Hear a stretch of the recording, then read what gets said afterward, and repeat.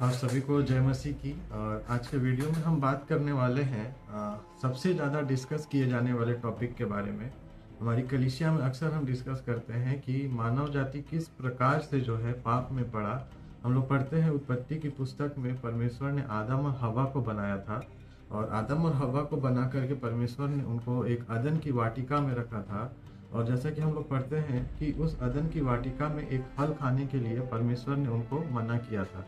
तो हम आज देखेंगे कि क्या हुआ घटना और वहाँ पे क्या चीज हुआ जिसके वजह से मानव जाति जो है वो पाप में पड़ गया। अगर ये चीज नहीं हुआ होता तो आप सोच सकते हैं कि हमारा जीवन कैसा होता, कैसा आज का समय होता और हम किस तरीके से आज रह रहे होते। लेकिन उस एक घटना के कारण हमारे जीवन पर, इस मानव सभ्यता पर बहुत बड़ा असर पड़ा है।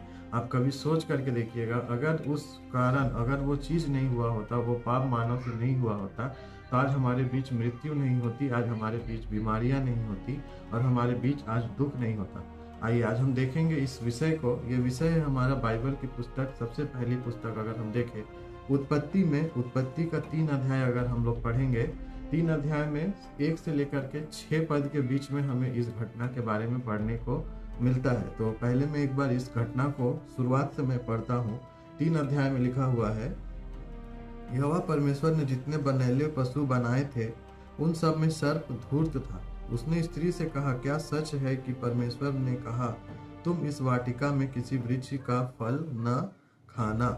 मतलब वहां पे सर्प जो है वो आकर के उस स्त्री से पूछ रहा है कि क्या यह सत्य है, परमेश्वर ने कहा तुम इस वाटिका के किसी वृक्ष को न, किसी वृक्ष के फल को न खाना। मतलब जो परमेश्वर ने जो आज्ञा दिया है उसके ऊपर जो शैतान है वो उस स्त्री से यहाँ पर क्वेश्चन कर रहा है, उसको प्रश्न कर रहा है और उसको धोखा देने की कोशिश कर रहा है। शैतान यहाँ पे आकर के कह रहा है हवा से, उसने सीधा सीधा उसको झूठ नहीं बोला बल्कि उसको घुमा करके इस चीज को बोला कि परमेश्वर ने क्या सचमुच में तुमको यहाँ से फल खाने के लिए मना किया है। ये है शैतान का सबसे पहला जो है स्ट्रैटेजी है, हमें हमारे मन में परमेश्वर के वचन को लेकर के संदेह पैदा करना। वो हमें तरह तरह की बातों से उलझा करके हमारे अंदर जो है परमेश्वर के वचन के प्रति हमारे मन में एक तरह का संदेह पैदा करता है, क्योंकि पाप हमेशा हमारे अंदर एक सवाल से ही शुरू होता है और उस सवाल के कारण ही हम परमेश्वर पे हमारा भरोसा जो है कम हो जाता है। इसके बाद हम लोग देखेंगे, आगे लिखा हुआ है 2 पद में लिखा हुआ है, स्त्री ने सर्प से कहा इस वाटिका के वृक्षों का फल हम खा सकते हैं, पर जो वृक्ष वाटिका के बीच में है उसके फल के विषय में परमेश्वर ने कहा है कि न तो उसको खाना और न उसको छूना, नहीं तो मर जाओगे। और उसके में लिखा है, तब सर्प ने स्त्री से कहा तुम निश्चय न मरोगे, वरन परमेश्वर आप जानता है कि जिस दिन तुम उस फल को खाओगे उसी दिन तुम्हारी आंखें खुल जाएगी और तुम भले बुरे का ज्ञान पाकर परमेश्वर के तुल्य हो जाओगे। ये है शैतान की दूसरी स्ट्रेटेजी जिससे वो हमें परमेश्वर से दूर करना चाहता है, वो होता है झूठा वादा। यहाँ पर सर्प ने स्त्री से एक झूठा वादा किया। उस झूठे वादे में सर्प ने जो है उस स्त्री से कहा कि तुम न मरोगे, परंतु तुम उस फल को खाने से परमेश्वर के समान हो जाओगे। जबकि परमेश्वर ने कहा था कि जिस दिन तुम उस फल को खाओगे उस दिन तुम मर जाओगे। लेकिन शैतान कहता है कि इससे तुमको कोई भी नुकसान नहीं होगा। मतलब शैतान हमें पाप में फंसाने के लिए हमेशा हमें किसी न किसी तरह का हमको लालच देता है कि ये काम करो और इस काम को करने से तुम्हारा कुछ नुकसान नहीं होगा बल्कि तुमको फायदा ही मिलेगा।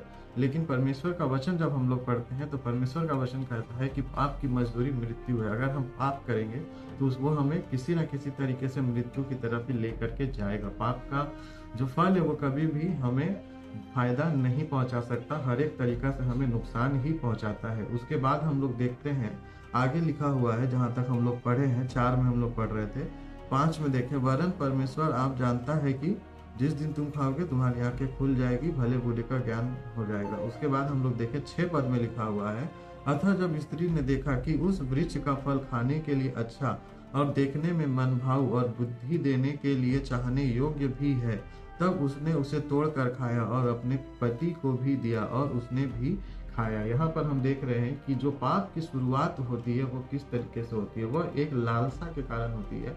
एक लालच जो होता है उस स्त्री के मन में आ जाता है, हव्वा के मन में आ जाता है। यहाँ पे लिखा हुआ है कि स्त्री ने उस फल को देखा और देख करके वहां पे आगे लिखा हुआ है वृक्ष का फल खाने के लिए अच्छा और देखने में मनभाऊ और बुद्धि देने के लिए चाहने के योग्य है। पहले उसने उस फल को देखा और उस फल को देखने के बाद उसको वो बहुत अच्छा लगा, उसके मन में उस फल के लिए लालच आया और उसने अपना हाथ बढ़ा करके उस फल को खा लिया। मतलब कि यहाँ पर हम लोग पढ़ रहे हैं कि एक लालसा के कारण ही जो मानव जाति है वो मानव जाति पूरी की पूरी पाप में पड़ गई। जैसा कि याकूब के पुस्तक में लिखा हुआ है, 1 अध्याय 14-15 में लिखा हुआ है, परंतु प्रत्येक व्यक्ति अपनी ही अभिलाषा से खींचकर और फंसकर परीक्षा में पड़ता है।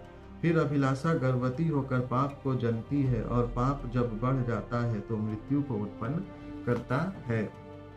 अर्थात जब हम पाप में पड़ते हैं तो वो हमारे लिए मृत्यु को ही उत्पन्न करता है।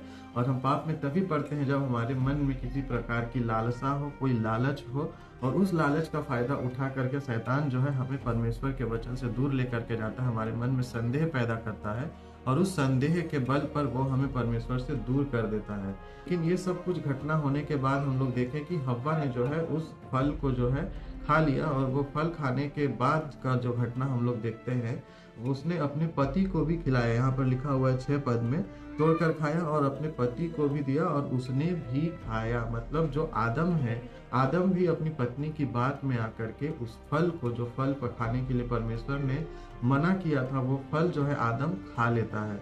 और इससे हमको क्या सीख मिलता है? इससे हमको सीख मिलता है कि हर समय चुप रहना भी ठीक नहीं होता है। अगर हम अपने सामने किसी पाप को होता हुआ देखें तो वहां पर हमको बोलना बहुत ही ज्यादा जरूरी है, क्योंकि अगर हम पाप को होता हुआ देख रहे हैं तो कहीं ना कहीं हम भी उसमें सहभागी हो रहे हैं, अगर हम उसका विरोध नहीं कर रहे हैं। क्योंकि वचन कहता है जो विरोध में नहीं है वो हमारे पक्ष में है, और हम पाप का पक्ष कभी भी नहीं ले सकते। अगर कहीं भी हमारे घर परिवार या दोस्ती में, रिश्तेदार में कोई भी अगर पाप करे तो हमें अवश्य है कि हम उसके खिलाफ आवाज उठाएं। ऐसा ना कि हम देख करके चुप रहे और उसके पाप में हम भी सहभागी हो जाए, क्योंकि पाप का परिणाम हमेशा क्या होता है? मृत्यु होता है। इसके साथ ही ये लेकर के आता है हमारे जीवन में लज्जा, हमारे जीवन में लेके आता है भय, हमें परमेश्वर से दूर करता है और अंत में हम मृत्यु के करीब जाते हैं और परमेश्वर से दूर हो जाते हैं। लेकिन आज के इस समय हम जब इस पद को देख रहे हैं, इस अध्याय को देख रहे हैं, इस अध्याय में हम देख रहे हैं 3 अध्याय में, और 3 अध्याय में ही आगे जा करके 15 पद में परमेश्वर ने हमें बताया कि किस प्रकार से हमारा उद्धारकर्ता हमारे बीच में आएगा। यहाँ पर लिखा हुआ है, और मैं तेरे और इस स्त्री के बीच और इस तेरे वंश और इसके वंश के बीच में बैर उत्पन्न करूंगा, वह तेरे सिर को कुचल डालेगा और तू उसके एड़ी से डसेगा। यहाँ पर परमेश्वर ने कहा कि एक उद्धारकर्ता होगा जो तुम्हारे और उसके बीच में जो शत्रुता होगी और वो तुम्हारे फन को कुचलेगा। वो उद्धारकर्ता था हमारा यीशु मसीह, उसने शैतान के फन को कुचला और हमें पापों से मुक्ति दिलाई। तो आज के दिन हमारे जीवन में भी ये चीज लागू होता है कि हमारे जीवन में भी अक्सर ये चीजें हमारे सामने आती है, अलग अलग तरह की लालच दिखाते हैं हमें। कभी धन का लालच हो सकता है, कभी किसी और तरह का लालच हो सकता है, और ये लालच दिखा करके हमको जो है वो परमेश्वर से दूर करना चाहता है शैतान। लेकिन हमें इस चीज को हमेशा ध्यान में रखना पड़ेगा कि हम कुछ भी करें, कहीं भी जाए, लेकिन हम परमेश्वर से अपने संबंध को कभी भी दूर ना होने दें और अपने संबंध को हमेशा परमेश्वर के साथ बनाए रखें। आज के लिए बस इतना ही। अगर ये वीडियो आपको पसंद आई है, वीडियो को शेयर करें, लाइक करें, सब्सक्राइब करें। हम आपसे मिलेंगे फिर एक नेक्स्ट वीडियो में एक नेक्स्ट टॉपिक के साथ। जय मसीह।